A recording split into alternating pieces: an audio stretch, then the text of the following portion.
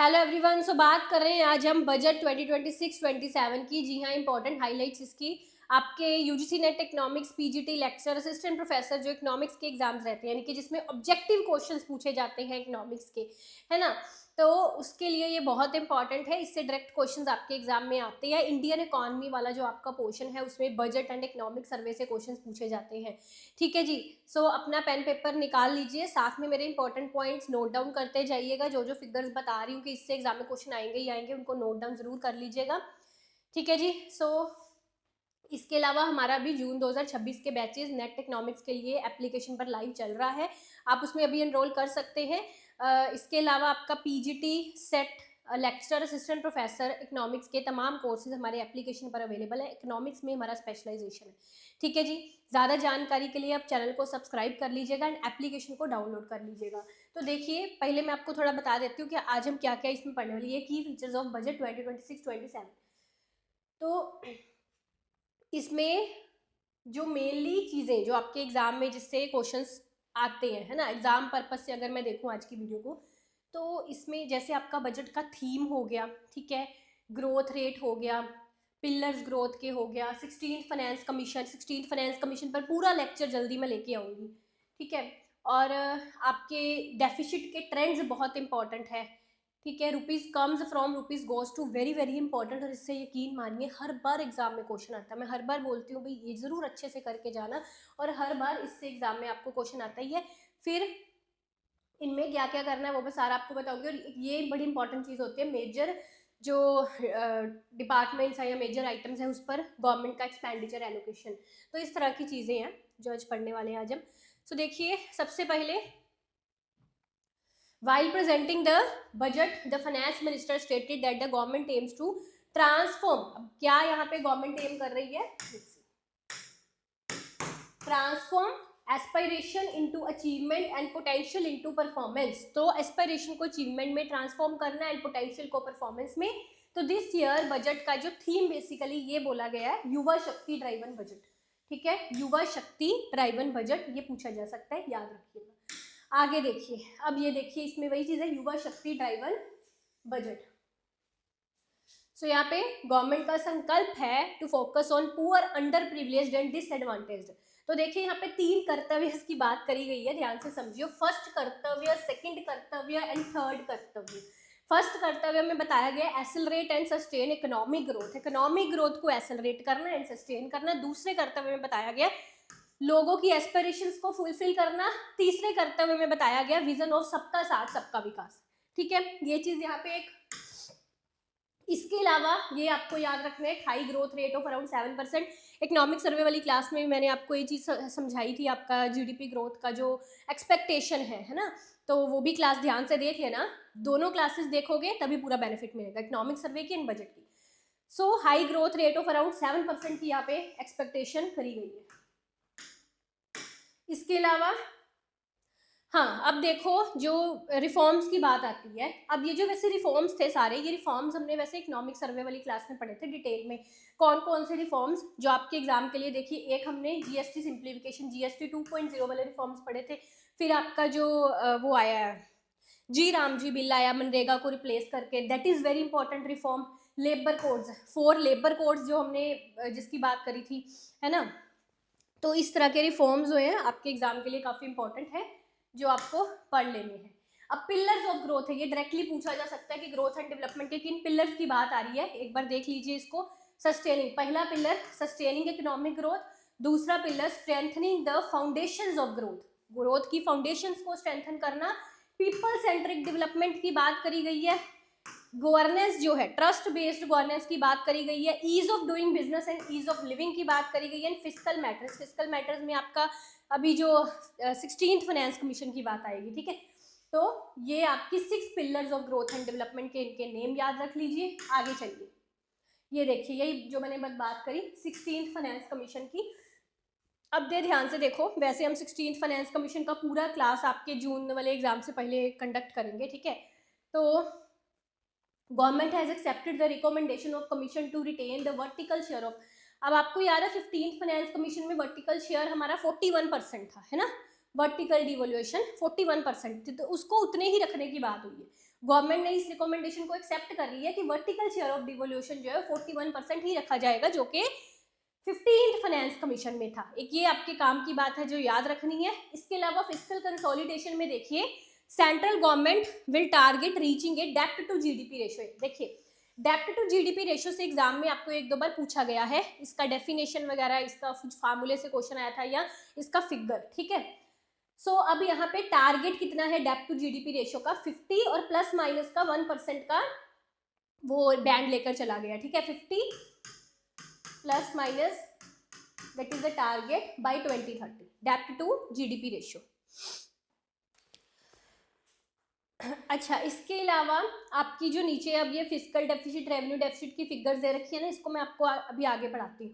अब एक चीज और देखो, डेप्ट to GDP ratio estimated to be 55.6% of GDP in budgetary estimates. अब ये तो टारगेट है 2030 का, ये क्या हो गया टारगेट। अब इसमें जो बजटरी एस्टिमेशन आया है 26-27 का, ये भी देख लो, 55.6% डेप्ट टू जीडीपी रेशियो का एस्टिमेशन आया है, बजटरी एस्टिमेट 2026-27। याद रखिएगा 25-26 का ये जो था दैट इज 56.1% था, और टारगेट जो है 2030 तक वो 50 प्लस माइनस 1 का बैंड, ठीक है जी। ये चीज वेरी वेरी इंपॉर्टेंट, ये और ये डिवैल्यूएशन वाली। अब ये जो सारे डेफिसिट्स हैं इनको हम आगे पढ़ते हैं। देखिए तो ये जो आपकी बजट की हाइलाइट्स थी है ना, उसी में से मैंने ये आपकी बजट डॉक्यूमेंट से ही ये कुछ डेफिनेशंस निकाली हैं। वैसे ही डेफिनेशंस हम जब पब्लिक इकोनॉमिक्स का यूनिट पढ़ते हैं तो उसमें बड़े अच्छे से करते हैं, पर मुझे लगा कि डायरेक्टली आपकी बजट डॉक्यूमेंट्स में ये डेफिनेशन दी हुई थी, तो मैंने इसको कॉपी पेस्ट करके अपनी स्लाइड में भी ऐड कर लिया, ताकि आप ध्यान से इसको पढ़ सके, समझ सके एक बार यहाँ से भी। सो फिस्कल डेफिसिट क्या है, difference between total expenditure and total receipts. And जैसे हम पढ़ते हैं कि इसमें हम बोरोइंग को एक्सक्लूड करते हैं, बोरोइंग दैट मींस डेब्ट कैपिटल रिसिप्ट्स, है ना, क्योंकि जो आपकी टोटल रिसिप्ट्स हैं, टोटल रिसिप्ट्स में तो देखो सभी आता है ना, डेब्ट कैपिटल रिसिप्ट्स भी आती हैं टोटल रिसिप्ट्स में, revenue receipts plus capital receipts, और कैपिटल रिसिप्ट्स का पार्ट है बोरोइंग यानी कि डेब्ट कैपिटल रिसिप्ट, ठीक है, वो आती है। पर फार्मूले में हम इसको एक्सक्लूड करते हैं, यानी कि total expenditure minus total receipts excluding borrowing या एक्सक्लूडिंग डेब्ट कैपिटल रिसिप्ट। आप ऐसा समझ सकते हैं फिस्कल डेफिसिट जो है टोटल बोरोइंग रिक्वायरमेंट जो है गवर्नमेंट की, उसी को रिफ्लेक्ट करती है। फिर अगर हम फिस्कल डेफिसिट में से इंटरेस्ट पेमेंट्स को माइनस कर दे तो बन जाएगा प्राइमरी डेफिसिट, ठीक है। रेवेन्यू डेफिसिट क्या है, अब revenue expenditure minus revenue receipts, और आपका effective revenue deficit, very very important, इससे क्वेश्चन आ सकता है एग्जाम में। इफेक्टिव रेवेन्यू डेफिसिट यानी कि अगर आप रेवेन्यू डेफिसिट में से grants in aid for creation of capital assets भी माइनस कर देते हैं, डिफरेंस बिटवीन, यानी कि revenue deficit minus grants in aid for creation of capital assets, ठीक है जी। इसी तरह इफेक्टिव कैपिटल एक्सपेंडिचर का जिक्र आया बजट में। Effective capital expenditure, effective capex refers to sum of capital expenditure and grants in aid for creation of capital assets, ठीक है। कैपिटल एक्सपेंडिचर में ध्यान से देख लीजिए दोनों, एक इसका जिक्र आया है इफेक्टिव रेवेन्यू डेफिसिट का, डेफिसिट है इसमें माइनस, रेवेन्यू डेफिसिट में से माइनस करनी है आपको grants in aid for creation of capital assets. और अगर इफेक्टिव कैपिटल एक्सपेंडिचर का, इसका भी बजट में जिक्र आया और इसका फार्मूला उन्होंने इसलिए पहले मेंशन किया है, sum of capital expenditure plus करना इसमें grants in aid for creation of capital assets, है ना। यहाँ पे क्या हो रहा था, रेवेन्यू डेफिसिट में से माइनस हो रहा था, यहाँ पे इफेक्टिव कैपिटल एक्सपेंडिचर में उसने कैपिटल एक्सपेंडिचर में प्लस किया grants in aid for creation of capital assets, ठीक है जी। ये फार्मूले हो गए आपके इंपॉर्टेंट वाले। अब देखिए ध्यान से, अब यहाँ पे आपको ये जो फिगर्स दे रखी है ना इसमें, ये फिगर्स इतनी बड़ी एग्जाम में नहीं पूछी जाती, परसेंटेज वाली फिगर्स पूछी जाएंगी एग्जाम में, है ना। ये इतना मतलब करोड़ वाली फिगर्स आपको नहीं पूछी जाती। अब इसमें फिर हमने पढ़ना क्या, याद क्या रखना है, देखो इसमें ना आप थोड़ा डिवीजन देखो, जैसे कि जो हमारा पब्लिक इकोनॉमिक्स के कंटेक्स्ट में ये इंपॉर्टेंट है, जैसे कि जो हमारी रेवेन्यू रिसिप्ट्स है, ठीक है, वो डिवाइड होती हैं tax revenue and non tax revenue में, ठीक है। अब रेवेन्यू रिसिप्ट्स को इसने बांट दिया, क्या रेवेन्यू रिसिप्ट्स कहाँ से आ रही है, tax revenue non tax revenue से। फिर कैपिटल रिसिप्ट्स कहाँ से आ रही है, कैपिटल प्राप्तियां। ध्यान से देखो, आपको पूछा जा सकता है रिकवरी ऑफ लोन्स किसका पार्ट है, ठीक है, बोरोइंग किसका पार्ट है, you must know capital receipts का पार्ट है, ठीक है। Recovery of loans, other receipts, borrowing and other liabilities, ये कैपिटल रिसिप्ट्स में उसने मेंशन कर रखी है, ठीक है। टोटल रिसिप्ट्स में आप क्या करोगे, revenue receipts and capital receipts को दोनों को प्लस कर दोगे, यानी कि capital रेसिप्ट्स is divided between recovery of loans, other receipts, borrowing, है ना, इन सबको प्लस करके कैपिटल रेसिप्ट्स बनता है। ठीक है जी, समझ गए। अब आगे देखो टोटल एक्सपेंडिचर की डिवीजन, 10 + 13, मतलब ओनली आप इसको प्लस करेंगे 10th वाले को और 13th वाले को। The reason being total expenditure is equal to revenue expenditure plus capital expenditure, है ना। ये आपका टोटल रेवेन्यू एक्सपेंडिचर इतना है, अगर दैट इज द लेटेस्ट वाला अगर देखें, है ना, and that is total capital expenditure, इन दोनों को प्लस करके टोटल एक्सपेंडिचर बना। अब ये जो है ना नीचे ये दोनों कंपोनेंट्स, ये रेवेन्यू एक्सपेंडिचर के आगे सब कंपोनेंट है, यानी कि ये दोनों मिले हुए हैं रेवेन्यू एक्सपेंडिचर में। यानी कि इंटरेस्ट पेमेंट्स उसने क्या लिखा है, on revenue account of which, revenue account में से इंटरेस्ट पेमेंट्स इतनी है और grants in aid for creation of capital assets इतने हैं, यानी कि these are the part of revenue expenditure. ठीक है, समझ गए इसका डिवीजन। फिर नीचे उसने इफेक्टिव कैपिटल एक्सपेंडिचर दे रखा है, तो इस तरह ये आपको मैंने यहाँ पे डिवीजन इसका समझाया। आगे देखिए डेफिसिट ट्रेंड्स आ गए। अब डेफिसिट ट्रेंड्स में ये करने हैं आपको, लेटेस्ट वाला देखो, इसमें ना आपका ये जो ग्रीन वाला दिख रहा है 26-27 के बजटरी एस्टिमेट्स, फिस्कल डेफिसिट के 26-27 का बजटरी एस्टिमेट्स फिस्कल डेफिसिट का 4.30, वेरी वेरी इंपॉर्टेंट। और इससे पहले वाला अगर आप देखेंगे ना 25-26 का, ये 4.4 था, ये आपका 4.4 था, क्योंकि ये देखिए मुझे यहाँ से याद है, हमने यहाँ पढ़ा था ना, वहाँ पे चाहे फिगर नहीं एग्जैक्टली दिखाई, बट इट इज 4.4।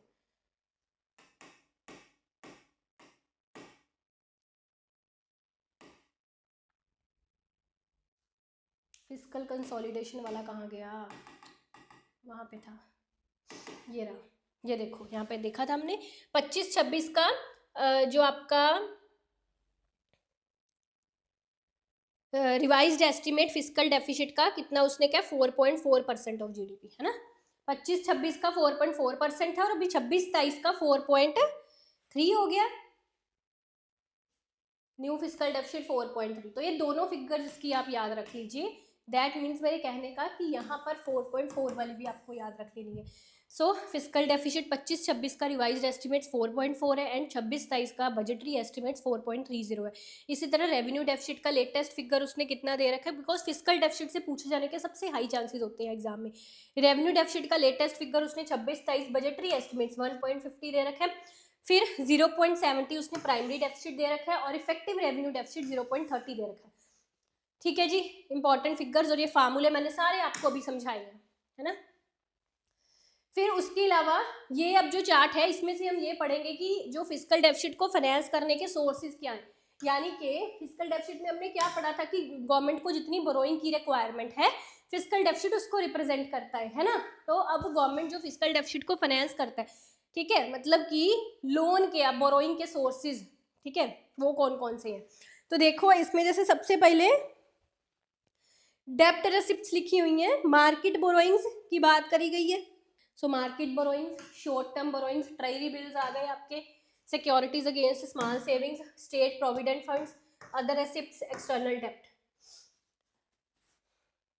तो ये जो आपके डेप्ट के हो गए, किन किन सोर्सेज से बेसिकली गवर्नमेंट ने अपने फिस्कल डेफिसिट को फाइनेंस किया। फिगर्स इसकी नहीं आएंगी, जिसमें सोर्सेज दिखा रही थी। अब ये आपके ट्रेंड्स इन डेप्ट है। ट्रेंड्स इन डेप्ट का क्या मतलब है, लेट्स सी। ट्रेंड्स इन डेप्ट एज परसेंटेज ऑफ जीडीपी। अब इसमें ना इसने दो ट्रेंड्स दिए हुए हैं, देखो आपको अच्छे से दिख रहे हैं, है ना, दो ट्रेंड्स दिए हुए हैं। अब इसमें ये जो ब्लू लाइन है डेप्ट as per statement of liabilities, और ये है डेप्ट is defined in FRBM act, ध्यान से समझो। रेड लाइन में उसने दी हुई है वो वाली डेप्ट that is defined in FRBM act. So fiscal responsibility and budget management act 2003, आपको इसका फुल फॉर्म और ईयर याद रख लेना है। अब इसमें क्या डिफाइंड है डेप्ट, मैंने आपको ये यहाँ पे पढ़ाना है, देखो नीचे देखो, कहता है डेप्ट is defined in the FRBM act includes. जो FRBM एक्ट में डेप्ट डिफाइन की गई है उसमें क्या क्या इंक्लूड है, एक्सटर्नल डेप्ट valued at current exchange rate, external dept include है, liabilities on account of extra budgetary resources as reported in statement. मतलब आपको पूछा जा सकता है कि अकॉर्डिंग टू FRBM एक्ट डेप्ट को कैसे डिफाइन किया गया, डेप्ट में क्या क्या इंक्लूड है, एक्सटर्नल डेप्ट valued at current exchange rate and liabilities on account of extra budgetary resources. तो ये यहाँ पे आपको इसका डेफिनेशन याद रख लेना है, ठीक है। सो डेप्ट के ट्रेंड्स को दो पार्ट्स में उसने डिवाइड किया है, डेप्ट as per statement of liabilities and dept as defined in FRBM act. तो अकॉर्डिंग टू अगर बजटरी एस्टिमेट्स की हम लेटेस्ट वाला देखें तो पहला जो है डेप्ट as per statement of liabilities 54.7% of GDP, यानी कि जीडीपी के इतने परसेंट। और जो दूसरी डेफिनेशन डेप्ट की एफआरबीएम एक्ट के थ्रू दी गई है उसमें आपका 55.6% ऑफ जीडीपी डेप्ट आ रही है। ठीक है जी, ये आपको देख लेना है। अब आ गई सबसे इंपॉर्टेंट बात, rupees comes from rupees goes to. Rupees कहाँ से, यानी कि गवर्नमेंट का रेवेन्यू सोर्स, गवर्नमेंट के जो प्राप्तियों, गवर्नमेंट की जो इनकम है, ठीक है, उसका उसके सोर्सेज हैं ये। तो इसका क्रोनोलॉजिकल ऑर्डर हम पढ़ेंगे। इसकी क्रोनोलॉजी एग्जाम में पूछी जाती है, मैचिंग में परसेंटेज भी पूछे जाते हैं। तो हर बार यही आता है, हर बार पिछले कितने सालों से आपका ये पहला सोर्स जो है गवर्नमेंट की इनकम का, गवर्नमेंट के रेवेन्यू का, यही आ रहा है borrowings and liabilities. Borrowings and liabilities यानी कि गवर्नमेंट की इनकम का सबसे मुख्य सोर्स जो है वो है बोरोइंग, यानी कि गवर्नमेंट के पास जो पैसा आ रहा है उसका सबसे टॉप सोर्स जो है 24% गवर्नमेंट की प्राप्तियां जो है उसकी इनकम का वो बोरोइंग्स हैं, ठीक है। So that is 24%। अब मैंने आपको ये सारे अभी बोरोइंग्स एंड लायबिलिटीज के सोर्सेज दिखाए थे ना, ये देखो ये सारे सोर्सेज दिखाए थे गवर्नमेंट कहाँ से, market borrowings, short term borrowing, treasury bill, ये सारे सोर्सेज दिखाए थे आपको मैंने। तो ये पहले नंबर पर आ गई बोरोइंग्स एंड लायबिलिटीज। सो दूसरे नंबर पर आ रहा है आपका यहाँ पे इनकम टैक्स 21%। तीसरे नंबर पे आ रहा है कॉर्पोरेशन टैक्स, भाई हम भी ये कॉर्पोरेशन टैक्स देते हैं, गवर्नमेंट अकेडमी प्राइवेट लिमिटेड का 18% कॉर्पोरेशन टैक्स है। ये टॉप 3 क्रोनोलॉजीज है, परसेंटेजेस भी याद रख लेना इसकी, ठीक है। आगे देखो नेक्स्ट आपका क्या आ रहा है, GST and other taxes. Fourth number पर जीएसटी एंड अदर टैक्सेस जा रहे हैं। फिर आपका नॉन टैक्स रेवेन्यूज जा रहा है फिफ्थ नंबर पर, नॉन टैक्स रेवेन्यूज जा रहा है। 6 नंबर पर आपकी आ रही है union excise duties. 7th number पर कस्टम्स आ रहे हैं और 8th नंबर पर आ गया नॉन डेप्ट कैपिटल रिसिप्ट्स। इसका क्रोनोलॉजिकल ऑर्डर, इसके परसेंटेजेस आपको याद रख लेने हैं। फिर आ गया रुपीज गोज टू, यानी कि गवर्नमेंट के एक्सपेंडिचर के सोर्सेज की बात हो रही है, इसका भी क्रोनोलॉजिकल ऑर्डर देखना है कि गवर्नमेंट सबसे ज्यादा खर्चा किन चीजों पे कर रही है। तो देखिए सबसे ज्यादा खर्चा यहाँ पे गवर्नमेंट का हो रहा है स्टेट शेयर ऑफ टैक्सेस, है ना, सबसे पहले यही आ रहा है 22% स्टेट्स का टैक्सेस में शेयर, इस पर गवर्नमेंट का सबसे ज्यादा खर्चा हो रहा है फर्स्ट नंबर पे। दूसरे नंबर पर, क्योंकि अभी हमने पढ़ा था कि गवर्नमेंट की प्राप्तियों का सोर्स है सबसे पहले नंबर पर बोरोइंग, है ना, तो यहाँ पे अगर गवर्नमेंट उधार ले रही है तो गवर्नमेंट को इंटरेस्ट पेमेंट भी देना है, यानी कि गवर्नमेंट के खर्चे का सोर्स दूसरे नंबर पर इंटरेस्ट पेमेंट आ रहा है, ठीक है। सो भी देखो अगर तो ये बोरोइंग प्रोडक्टिव कामों के लिए यूज हो रही है तो अच्छी बात है, पर अगर प्रोडक्टिव के लिए, क्योंकि देखिए ये कोई बहुत अच्छी चीज़ तो है नहीं है कि गवर्नमेंट का जो इनकम है उसका टॉप सोर्स क्या है बोरोइंग, और गवर्नमेंट के खर्चे का मतलब सेकंड नंबर पे जो सोर्स है वो इंटरेस्ट पेमेंट है। तो चलो सेकंड, उसके बाद थर्ड चीज़ यहाँ पे सेंट्रल सेक्टर स्कीम आ गया 17%, ठीक है। देन डिफेंस पे खर्चा आ गया, फोर्थ नंबर पे डिफेंस आ गया, ठीक है। फिफ्थ नंबर पे फाइनेंस कमीशन नहीं, फिफ्थ नंबर पे सेंट्रल स्पॉन्सर्ड स्कीम आ गई, अभी हमको एंड में पढ़नी है। 6th नंबर पे finance commission and other transfers आ गया। फिर 7th नंबर पे आपका major subsidies and other expenditure आएगा, ठीक है, नहीं 2 मिनट। 6th नंबर पर आपका finance commission other transfers and other expenditure आएगा, है ना। 7th नंबर पर आपका मेजर सब्सिडीज आएगा और 8th नंबर पे आपका सिविल पेंशन, ये देखिए इस तरह से, ठीक है। So these are the sources of government expenditure and government revenue, ठीक है। आगे देखो तो ये टैक्स रिसिप्ट्स का ट्रेंड है, इससे आपको एक तो ये समझ आ जाएगा कि अलग अलग टैक्सेस का कितना परसेंटेज है जीडीपी में। जो गवर्नमेंट की टैक्स रिसिप्ट्स है उनका लेटेस्ट देखना है 26-27 बजटरी एस्टिमेट्स। तो येलो वाला लाइन 6.9%, 6.9% इनके टोटल जीडीपी का, that is a percentage of GDP. 6.9% tax अपना डायरेक्ट टैक्स रिसिप्ट्स हैं गवर्नमेंट की as a percentage of GDP, and 4.3% जो है वो इनडायरेक्ट टैक्स रिसिप्ट्स हैं, ठीक है। ये ग्रोस मतलब ये आपका ग्रोस टैक्स रेवेन्यू आ गया, टोटल टैक्स रेवेन्यू, ठीक है जी, मतलब प्लस करके। सो 11.2% यहाँ पे टैक्स रेसिप्ट्स है as a percentage of GDP, ठीक है। अगर आप ट्रेंड देखेंगे तो नॉर्मली देखो वो 10-11 के बीच में ही रह रहा है। अब आगे कैपिटल रेसिप्ट्स एंड रेवेन्यू रेसिप्ट्स, ये लाख करोड़ में फिगर दी गई है, आगे हम इसकी परसेंटेज फिगर्स भी पढ़ेंगे। तो आप एक चीज़ देखिए बजटरी एस्टिमेट्स में काफ़ी यहाँ पे एस्टिमेशन जो है वो इंक्रीज चला गया, देखो 16.2 से 18.1 कैपिटल रेसिप्ट्स का और ये 33.4 से रेवेन्यू रिसिप्ट्स का बजटरी एस्टिमेट लेटेस्ट 35.3 बता रहे हैं। फिर इफेक्टिव कैपिटल एक्सपेंडिचर 14 से 17.1 रुपीज़ लाख करोड़ में फिगर है ये। एंड रेवेन्यू एक्सपेंडिचर आ गया 13.7 से 41.3 बजटरी एस्टिमेट लाख करोड़। अच्छा, that is very important, expenditure of major items, इसका क्रोनोलॉजिकल ऑर्डर पूछा जाता है आपको एग्जाम में, ये क्रोनोलॉजी में ही दिया हुआ है, इसी क्रोनोलॉजी में इसको याद रख लीजिए। सबसे ज़्यादा यहाँ पे ट्रांसपोर्ट पे कर दिया गया, ट्रांसपोर्ट पे सबसे ज़्यादा, ठीक है। दूसरे नंबर पे डिफेंस, तीसरे नंबर पे रूरल डेवलपमेंट, चौथे नंबर पे होम अफेयर्स, पांचवें नंबर पे एग्रीकल्चर लाइड एक्टिविटीज, इससे क्वेश्चन बनता है एग्जाम में। सेवंथ पर एजुकेशन, एट्थ पर एनर्जी, ठीक है। इसका क्रोनोलॉजिकल ऑर्डर वो ऐसे पूछ सकते हैं आपको, यहाँ कई बार तो एग्जैक्ट फिगर भी पूछ लेते हैं। अब फिगर्स कोशिश करना याद रखने की, पर अगर नहीं बाई चांस फिगर याद होती है कुछ भी, क्रोनोलॉजिकल ऑर्डर तो बहुत जरूरी है याद रखना, इससे हाईयर चांसेस है क्वेश्चन पूछे जाने के क्रोनोलॉजी से, ठीक है। फिर हेल्थ आ गया, फिर हेल्थ सेक्टर पे या अर्बन डेवलपमेंट पर है, IT and telecom, commerce and industry. So ये अदर सेक्टर्स पर बेसिकली गवर्नमेंट का एक्सपेंडिचर एलोकेशन बताया गया है। Social welfare, scientific departments, tax administration, external affairs आ गए, फाइनेंस आ गया, and development of north east 18, ठीक है। टॉप 18 यहाँ पे डिपार्टमेंट्स पर एक्सपेंडिचर एलोकेशन बताई गई है। फिर आगे है composition of revenue and capital expenditure, ये परसेंटेज ऑफ टोटल एक्सपेंडिचर में कितना रेवेन्यू एंड कितना कैपिटल एक्सपेंडिचर है वो है, ठीक है। जैसे ये ग्रीन वाली फिगर 67.9% जो है टोटल एक्सपेंडिचर का, टोटल एक्सपेंडिचर का है ये, ठीक है। टोटल एक्सपेंडिचर का 67.9% जो है, ज्यादा मतलब रेवेन्यू एक्सपेंडिचर है, ठीक है।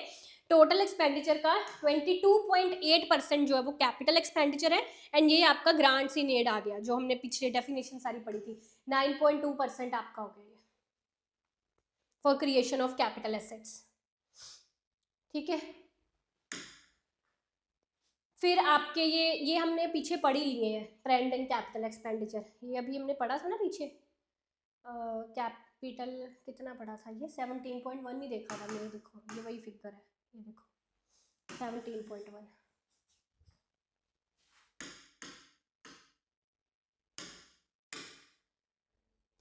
Capital expenditure is percentage of GDP. अब जो हमने पीछे अभी ये वाली फिगर देखी थी ना, ध्यान से देखो, इसमें मतलब टोटल परसेंटेज था, रेवेन्यू एक्सपेंडिचर कितना है, कैपिटल एक्सपेंडिचर कितना है, ये देखा था हमने। इस फिगर में मैं आपको पढ़ा रही हूँ कि जीडीपी का कितना परसेंट है कैपिटल एक्सपेंडिचर, है ना। तो देखो 4.4%, यानी कि देखो ये 3.1% है कैपिटल एक्सपेंडिचर, ये हो गया grants in aid for creation of capital assets. और आपको पता है दोनों को अगर हम प्लस कर देंगे तो क्या बन रहा था, दोनों को प्लस करके हमारा अपना effective capital expenditure 4.4% of GDP पूछा जाए, 4.4% ऑफ जीडीपी आपका टोटल इफेक्टिव कैपिटल एक्सपेंडिचर है, ठीक है।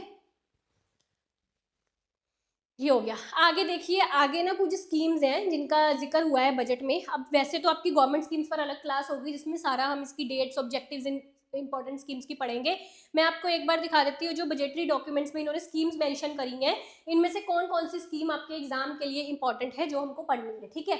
पहले इसने दिखाया है सेंट्रली स्पॉन्सर्ड स्कीम, और हर पर उसने ना हर स्कीम पर एलोकेशन बताया हुआ है, आउटलाइन गवर्नमेंट कितना एलोकेट कर रही है बजट किस स्कीम पर, वो भी बताया हुआ है, ठीक है। सो इसमें इंपॉर्टेंट स्कीम्स, राष्ट्रीय कृषि विकास योजना, वेरी वेरी इंपॉर्टेंट, इसका आप एक बार ये भी ध्यान में रख सकते हो बजटरी एस्टिमेट्स में जो एलोकेशन है, ठीक है, करोड़ में है ये।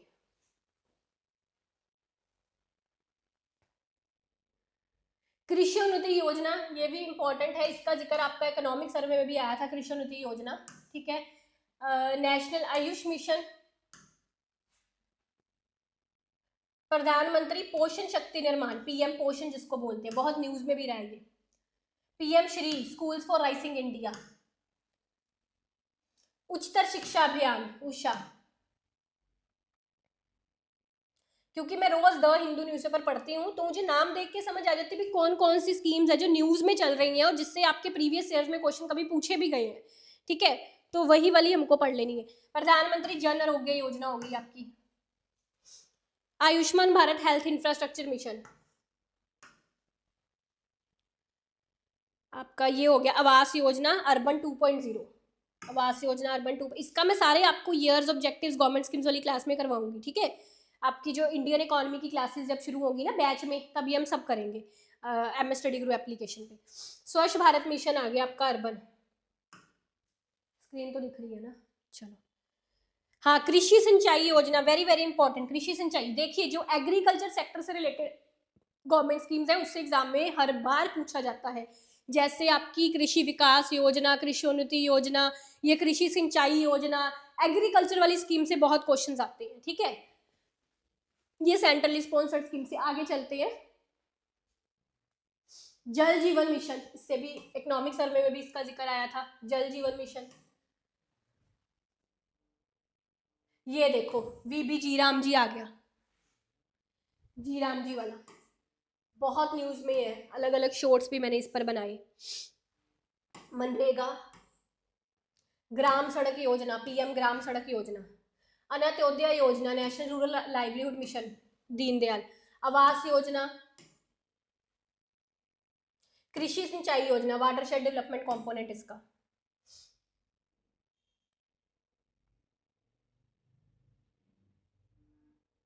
ये पोषण 2.0, सक्षम आंगनवाड़ी एंड पोषण 2.0, हेल्थ सेक्टर में ये स्कीम आती है।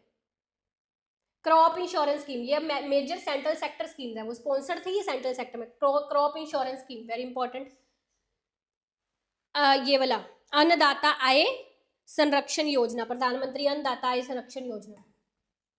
किसान Samman Nidhi, very very important, प्रधानमंत्री किसान सम्मान निधि, इसके बारे में तो पूरा अच्छे से पढ़ के जाना है आपको। और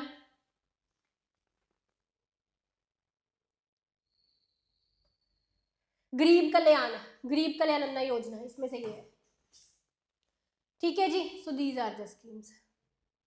एक ना आपको ये भी देख लेना है कि ये कौन सी सेंट्रली स्पॉन्सर्ड स्कीम में आ रही है, देखो हेडिंग के अंदर है ना, और कौन सी जो है वो उसमें आ रही है, मेजर सेंट्रल सेक्टर स्कीम्स में।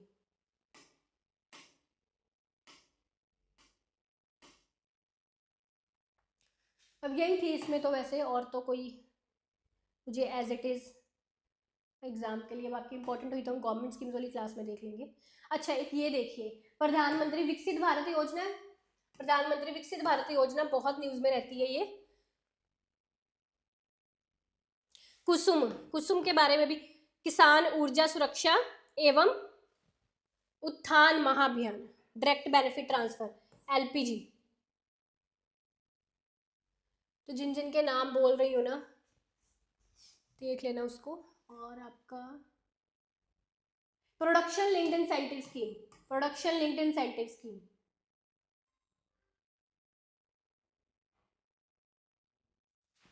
ओके। अब आगे देखिए, व्हाट गेट्स चीपर, क्या सस्ता क्या महंगा। चलो, ओवरसीज टूर पैकेज सस्ते हुए ये। अब ये देखो बात क्या असल में, आपको पता है कि डेप्रिसिएशन हुआ है, इंडियन करेंसी जो है वो डेप्रिसिएट हुई है, हम इसके बारे में काफ़ी वीडियोस में पहले भी पढ़ चुके हैं।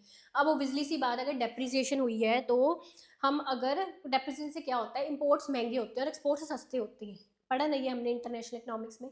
तो अगर हम बाहर से कोई चीज़ मंगवा रहे हैं, है ना, तो वो हमारे लिए महंगा होगा। एग्जाम्पल के तौर पर एक सिंपल उदाहरण लो, अगर मैं कहूँ कि पहले $1 जो था वो 80 रुपये का था, मुझे 80 रुपये पे करके $1 के बराबर सामान खरीद रही थी, अब वही चीज़ मुझे 90 रुपये की मिल रही है। बात समझे कि नहीं, तो वो चीज़ महंगी, इंपोर्ट्स महंगे हैं। तो ओवरसीज बेसिकली ये चीज़ें पहले से महंगी हुई हैं डेप्रिसिएशन के कारण, ठीक है, ओवरऑल ये चीज़ें महंगी हुई हैं, पर बस उसी चीज़ को कंपनसेट करने के लिए ना उन्होंने इस पर TCS कट कर दी कि थोड़ी उसको कंपनी की डेप्रिसिएशन के कारण ये जो चीज़ महंगी हुई है, ओवरसीज टूर पैकेज महंगा हुआ है ना, foreign remittances for education medical treatment, ये महंगी हुई है चीज़ें डेप्रिसिएशन के कारण, बस उसको कंपनसेट करने के लिए उसने यहाँ पे TCS थोड़ा सा कट करके कम, ओवरऑल सस्ती नहीं हुई, पर डेप्रिसिएशन के कारण जो थोड़ी महंगी हुई थी उसमें थोड़ी राहत मिल गई बस, ठीक है। सो इस पर TCS रिड्यूस हुआ है बेसिकली दोनों पे। मुझे कमेंट्स में बताना TCS की फुल फॉर्म क्या है ये TCS, ठीक है।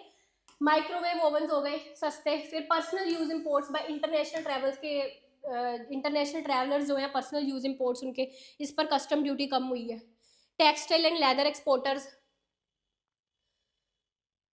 Cancer and critical illness medicine, drugs medicine and food for special medical purposes, drugs and medicine imported for personal use, key components for microwave ovens, components और parts including engine of aircraft, solar glass ingredients, goods imported for nuclear power projects and capital goods for critical minerals. ये चीज़ें जो हैं सस्ती हुई हैं और economic अपना जो है इकोनॉमिक टाइम्स से ये मैंने लिया है ये रेफरेंसेस की।